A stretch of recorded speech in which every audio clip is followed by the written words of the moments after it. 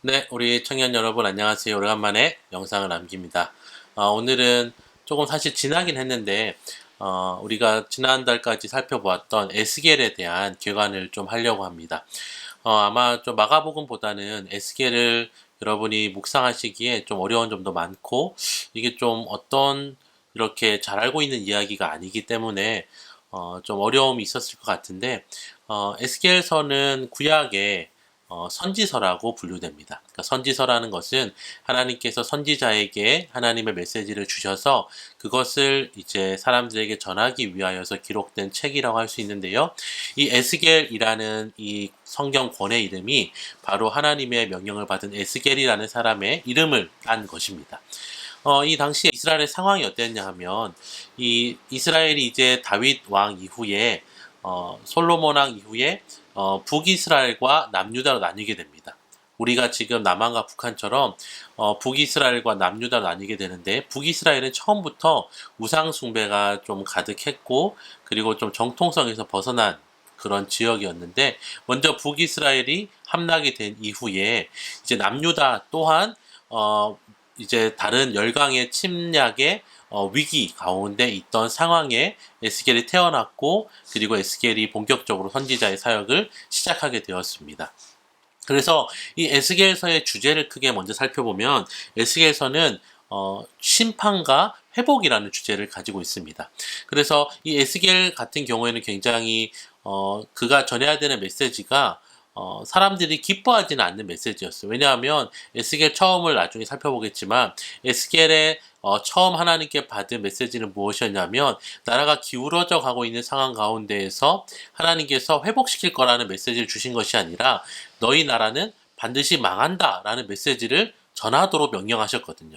그러니까 생각해 보세요. 지금 자기 나라가 어려움에 빠져 있는데 자기 나라의 어려움을 극복하는 것이 아니라 너희는 반드시 망할 수밖에 없다라는 메시지를 이스라엘 백성에게 전해야 하니 자기도 이스라엘 사람으로서 굉장히 쉽지 않은 일이었을 것입니다. 하지만 하나님께서는 환상을 통해서 분명하게 에스겔에게 심판을 말하게 되었고 4월 동안 살펴본 33장부터가 회복에 대한 말씀이 담겨 있지만 그 앞에는 심판에 대한 내용이 줄을 이루고 있습니다. 그래서 이 에스겔을 크게 세 부분으로 나눠서 보면 1장부터 24장까지는 예루살렘과 유다의 땅에 대한 하나님의 심판에 대한 말씀이 담겨져 있고 25장부터 32장까지는 이스라엘 주변 나라들, 이스라엘의 주변의 민족들에 대한 심판의 말씀이 적혀 있습니다. 그리고 33장부터 이제 에스겔 마지막까지는 예루살렘과 유다의 회복에 관한 말씀이 기록되어 있습니다. 그래서 우리가 먼저 기억해야 될 것은 하나님께서 먼저 이스라엘 백성들에게 이 경고의 메시지, 너희들이 반드시 망할 것이라는 이 메시지는 멸망을 시키기 위한 멸망이 아니라 사실은 구원을 위한 회복의 과정 가운데서의 멸망이었습니다. 다른 말로 하면 하나님께서는 이 심판을 하실 때에 이들의 죄를 때문에 이들의 죄를 온전히 그냥 벌하시기 위해서만 이들을 심판하는 것이 아니라 그들이 그 심판을 통하여서 정결하게 되어지는 과정이 있어야만 하나님께서 다시 그들을 구원의 자리로 부르실 수 있었기 때문에 하나님께서는 이스라엘 백성에게 물론 벌로 심판을 말씀하셨지만 구원을 위한 큰 그림 가운데 과정으로 심판을 두셨다는 것이에요. 그러니까 다른 말로 얘기하면 오늘날 우리가 회개하는 이유와 같습니다.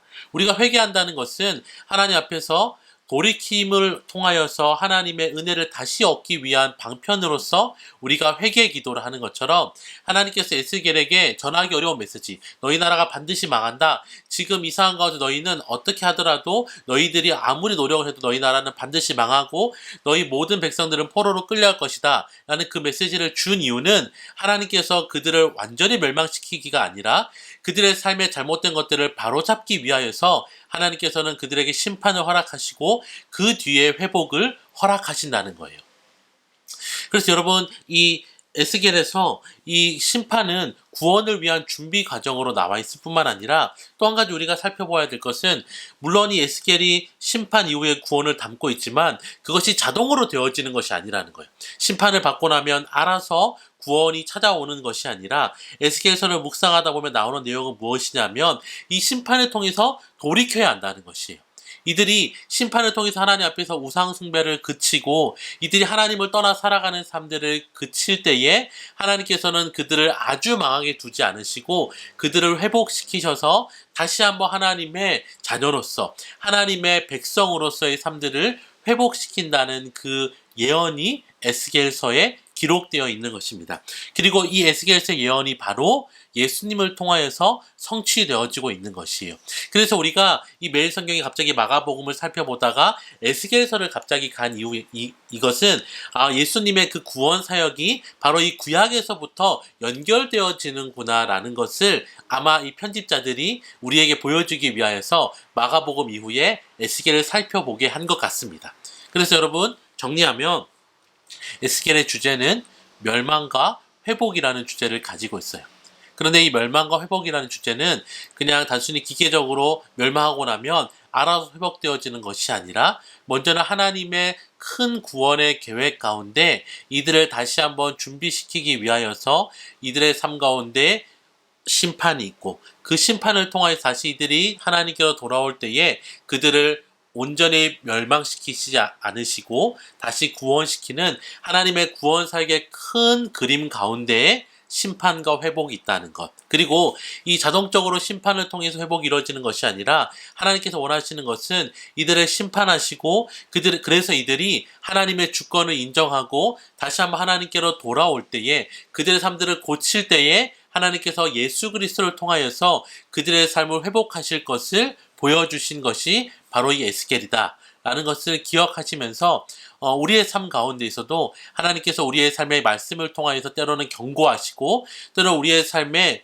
때로는 심판하시고 때로는 우리의 삶에 하나님께서 원하시지 아니하시지만 우리의 삶에 때로는 어려움과 고난과 환난을 통하여서 말씀하실 때에 우리에게 필요한 것은 그것을 그냥 외면하거나 잊는 것이 아니라 다시 한번 하나님의 은혜를 구하며 돌이킬 때에 이 이스라엘 백성을 하나님께서 비록 열강의 침략 가운데 완전히 무너지고 완전히 패배한 것 같았지만 다시 한번 예수 그리스도로 인하여서 회복시킨 것처럼 우리의 삶 또한 비록 우리의 삶이 무너지고 넘어질지라도 그리고 지금 나의 삶이 하나님 앞에 보기에 너무나 연약하고 무너지고 소망이 없는 삶이라 할지라도 하나님께서는 우리에게 원하시는 것은 우리의 삶의 절망과 좌절과 고난을 겪으면서 살아가는 것이 아니라 그것을 통하여서 다시 한번 하나님께로 돌이킬 때에 하나님께서 우리의 삶을 회복시킬 것임을 우리가 이 에스겔서를 통해서 발견하면서 좋겠고요.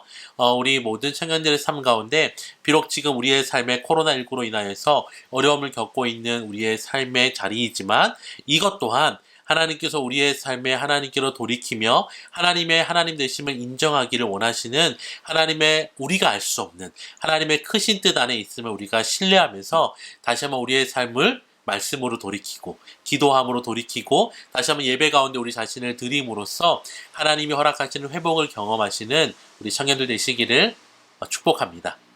또 이제 5월달부터 시작될 시편 개관으로 곧 찾아뵙겠습니다. 감사합니다.